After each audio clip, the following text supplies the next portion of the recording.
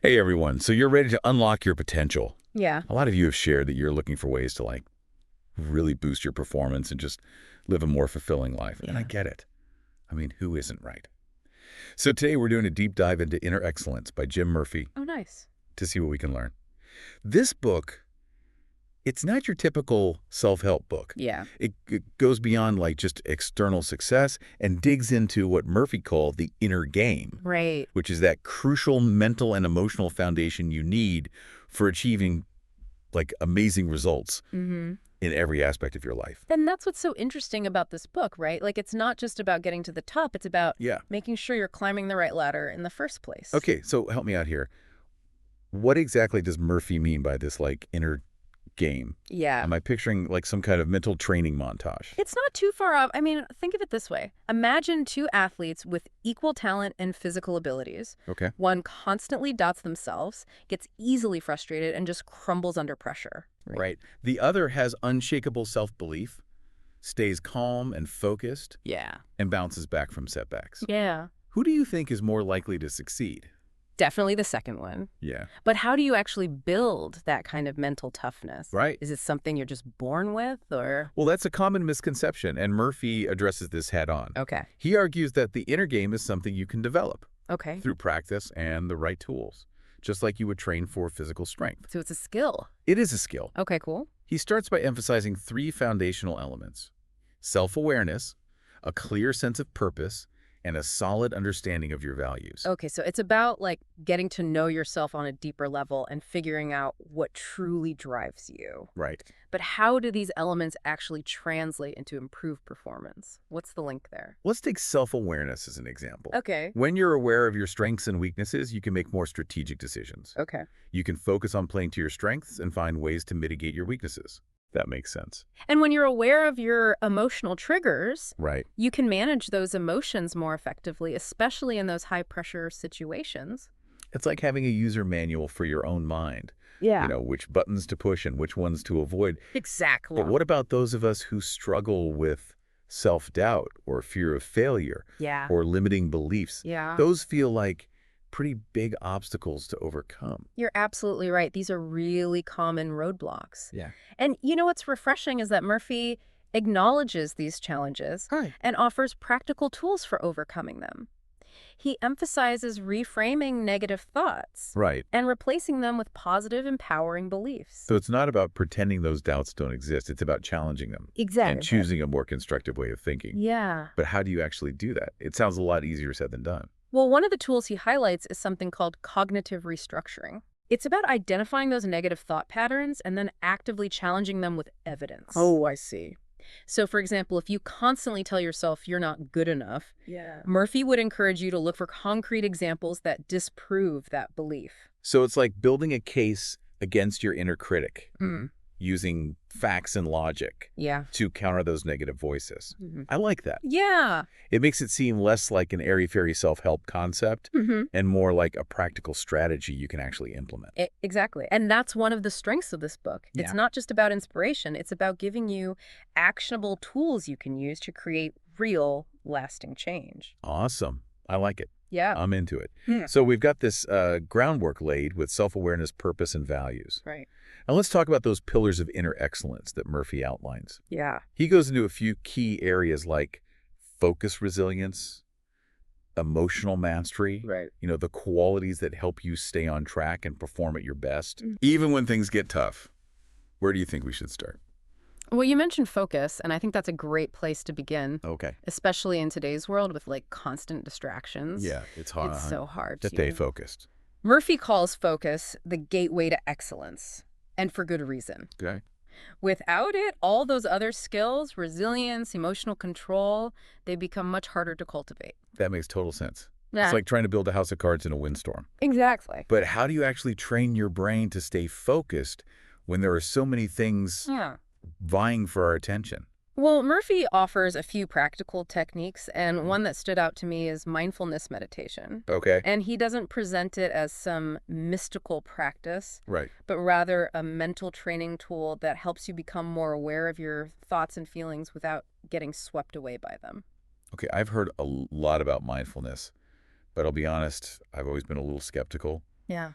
Does it really make a difference in terms of like focus and performance? What's fascinating is that there's a growing body of research showing that even short, regular mindfulness practices Yeah. can significantly improve attention span and reduce mind wandering. Interesting. It's about strengthening that mental muscle that helps you stay present in the moment and resist those tempting distractions.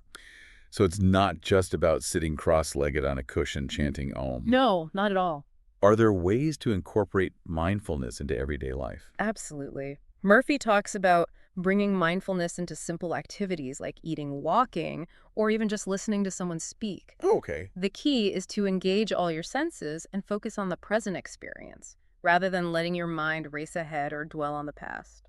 I think that's something I could definitely work on. I'm often guilty of multitasking during meals, Yeah.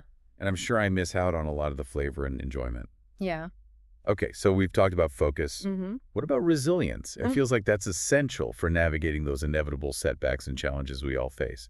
Absolutely. Murphy defines resilience as the ability to bounce back from adversity, Right. learn from failures, and keep moving forward even when things get tough. Yeah. And he argues that it's a skill you can develop just like focus.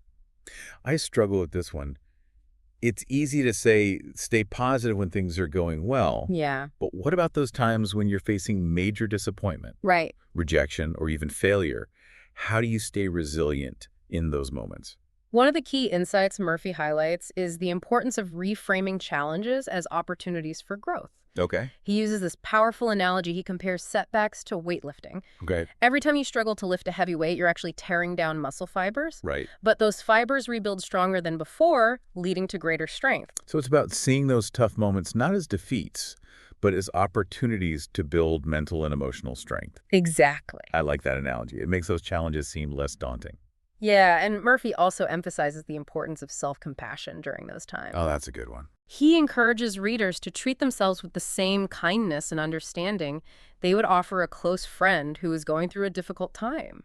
That's a really important point. We can be so hard on ourselves when we make mistakes or experience setbacks. It's true. It's almost like we have this inner critic that's constantly berating us. Exactly, and that inner critic can be a major drain on our resilience. Right. Murphy encourages us to challenge those negative thoughts and replace them with more supportive and encouraging self-talk. Okay, so we've covered focus and resilience. What about emotional mastery? Right. I feel like that's a huge piece of the puzzle when it comes to performing at your best Yeah. and living a fulfilling life. Absolutely. Murphy doesn't suggest suppressing or ignoring our emotions. Okay. Instead, he emphasizes the importance of becoming aware of our emotional landscape Yeah. and developing healthy coping mechanisms for dealing with those difficult emotions like fear, anger, or frustration. So it's not about becoming some emotionless robot. It's about learning to ride the waves of those emotions without getting completely swept away by them. That's a great way to put it. He offers a few specific techniques for managing emotions, Okay. and one that resonated with me is deep breathing. I have to admit, I've always rolled my eyes a little at the whole take a deep breath advice. Oh, yeah. It seems too simple, too good to be true. I understand your skepticism, but there's actually a physiological reason why deep breathing works. Okay. When we're stressed or anxious, our breathing becomes shallow and rapid. Okay. This activates our sympathetic nervous system, Right. which is responsible for our fight or flight response. So it's like our body is preparing to run from a saber-toothed tiger, even if the threat is just a looming deadline or a difficult conversation. Exactly. And by consciously slowing down and deepening our breath, Okay. we activate our parasympathetic nervous system, which helps to calm us down and bring our body back into a state of balance. Okay, so there's actually science behind it. There is I'm starting to see the light. Besides deep breathing, what other techniques does Murphy suggest for emotional mastery? another tool he highlights is journaling. Okay. He encourages readers to use journaling as a way to process their emotions, Yeah. gain clarity on challenging situations, and identify patterns in their thinking and behavior.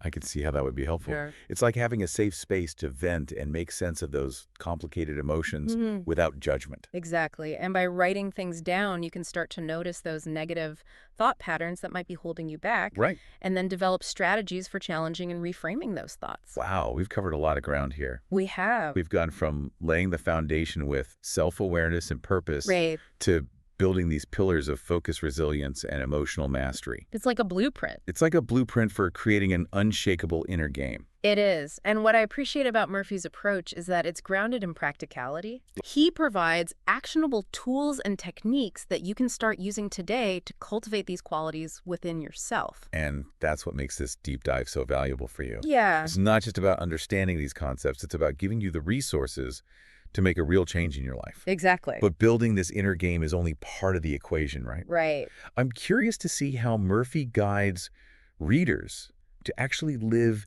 inner excellence in their everyday lives. That's a great point, and it's where things get even more interesting. Okay. He doesn't leave you hanging with all this theoretical knowledge. He helps you translate it into action.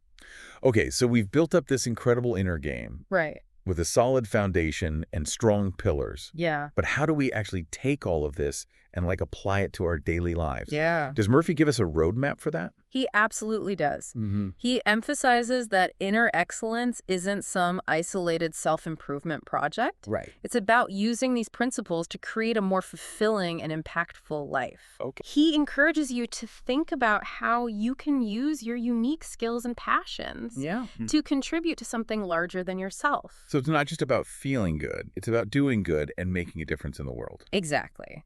It's about aligning your actions with your values Right. and finding purpose in your pursuits. I like that. Murphy dives into some specific areas like goal setting, habit formation, Okay. finding balance, and nurturing strong relationships. Mm-hmm. All of these are interwoven with the principles of inner excellence we've been discussing. Okay.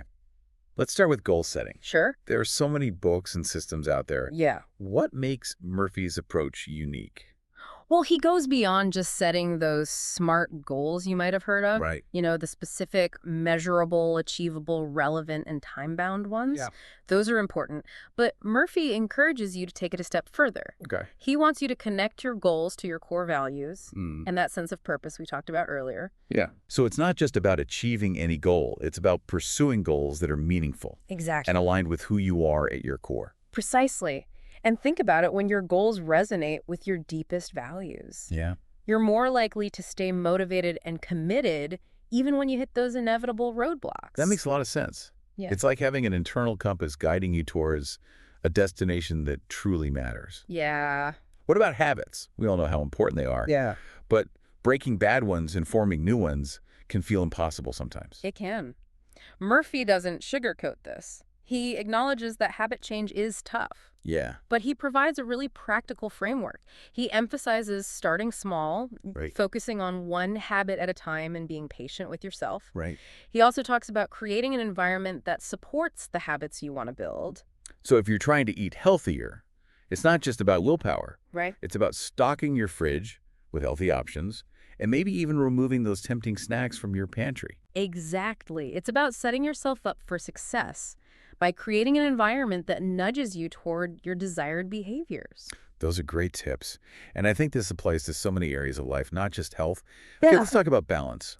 Sure. In today's world, it feels like everyone's constantly striving for more, doing more, achieving more. Right. Always on.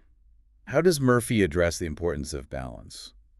Well, he's very clear that sustainable success requires balance. Okay. He talks about prioritizing self-care, setting boundaries, Yeah. and making time for activities that bring you joy and rejuvenation.